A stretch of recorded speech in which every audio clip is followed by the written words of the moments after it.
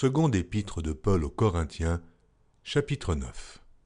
Il est superflu que je vous écrive touchant l'assistance destinée aux saints.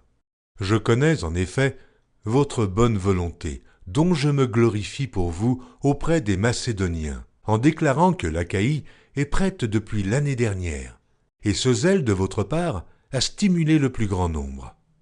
J'envoie les frères, afin que l'éloge que nous avons fait de vous ne soit pas réduit à néant sur ce point-là, et que vous soyez prêts comme je l'ai dit. Je ne voudrais pas, si les Macédoniens m'accompagnent et ne vous trouvent pas prêts, que cette assurance tournât à notre confusion, pour ne pas dire à la vôtre.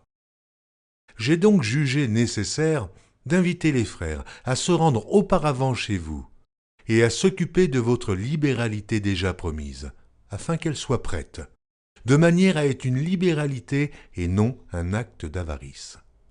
Sachez-le, celui qui sème peu, moissonnera peu, et celui qui sème abondamment, moissonnera abondamment. Que chacun donne comme il l'a résolu en son cœur, sans tristesse ni contrainte, car Dieu aime celui qui donne avec joie. Et Dieu peut vous combler de toutes sortes de grâces, afin que, possédant toujours en toutes choses de quoi satisfaire à tous vos besoins, vous ayez encore en abondance pour toute bonne œuvre. Selon qu'il est écrit, il a fait des largesses, il a donné aux indigents. Sa justice subsiste à jamais. Celui qui fournit de la semence au semeur et du pain pour sa nourriture vous fournira et vous multipliera la semence, et il augmentera les fruits de votre justice. Vous serez de la sorte enrichis à tous égards, pour toute espèce de libéralité qui, par notre moyen, feront offrir à Dieu des actions de grâce.